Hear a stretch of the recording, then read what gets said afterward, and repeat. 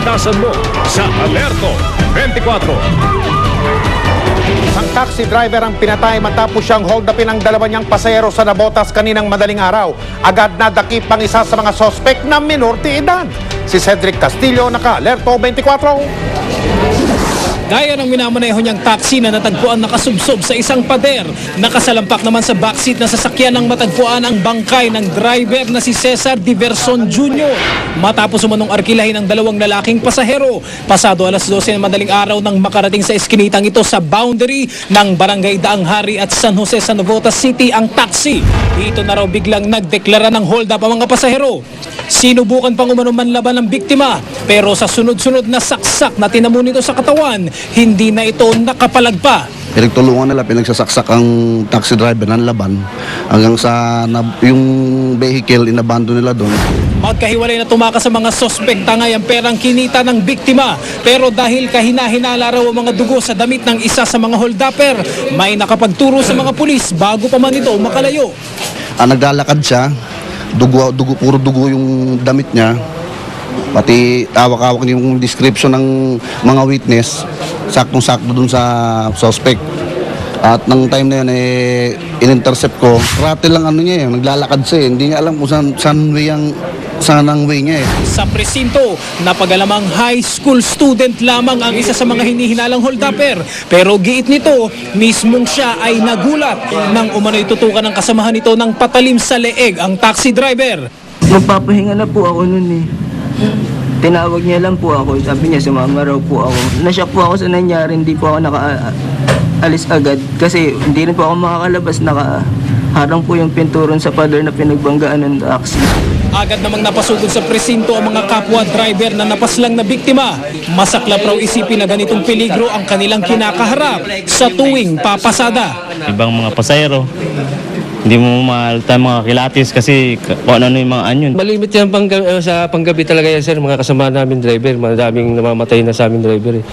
Kaya payo ko na lang sa mga kasama namin driver, ingat na lang, kunting ingat. Cedric Castillo, naka-Alerto 24.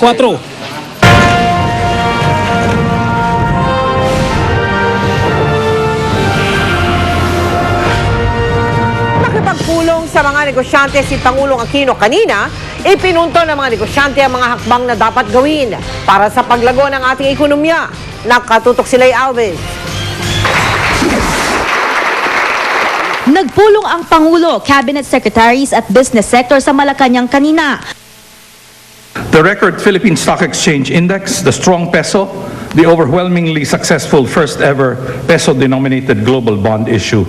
These are, as we have heard this morning, all indicators of the trust, confidence, and support that your administration currently enjoys. Pero ipinunto ng business community, marami pa ang dapat gawin. Pangunahin daw ang paglalatag ng malinaw na plano ng administrasyon sa ekonomiya, malinaw na polisiya sa sektor ng enerhiya at pagmimina.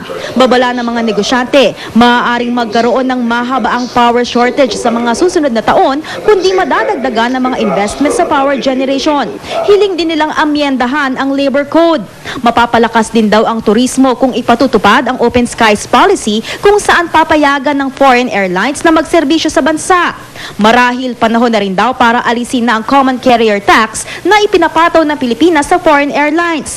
Isang airline na raw kasi ang nagbantang magpo-pull out sa Pilipinas. Kailangan din daw pag-ibayuhin ang kampanya kontra tax evader at smuggler. We also encourage the Department of Finance to aggressively pursue its campaign to prosecute, convict, and jail major tax evaders and smugglers, for until this is achieved, no one can convince these criminals that crime does not pay. Be assured that I'm on top of the two agencies. I will be escorting the first convicted individuals to their new accommodations at the National Bilibid. Bagaman minamadali raw nila ang pagpuno sa mga bakanteng posisyon, kailangan daw itong pag-aralang mabuti. We almost made a mistake of appointing somebody to a key law enforcement position, and to be honest with you, I'm fortunate that I had a rethink of this particular individual, because daily I keep getting reports that this individual does not have such a stellar record. Ang labor code, common carrier tax, rerepasuhin daw. Tiniyak ng business community ang kanilang buong suporta sa Pangulo. Isa sa mga ipinangako ng Pangulo, wala silang papaborang mga negosyante. Day Alves, Nakatutok, 24 Oras. Susunod! Isang taong gulang na bata na kunang nagmamariwana. Ang kumuha ng bidyong yan, ang sarili niyang ina. Edo Manzano nagkwento tungkol sa mga artistang sumabak sa asaran sa bagong programang Asar, Talo, Annabel Rama. Boto ba kay Survivor castaway Solen Yusaf para kay Richard Gutierrez? At kikilalanin natin yung asong niya na magaling umarte at mag-emote sa pagpapatuloy ng 24 Oras.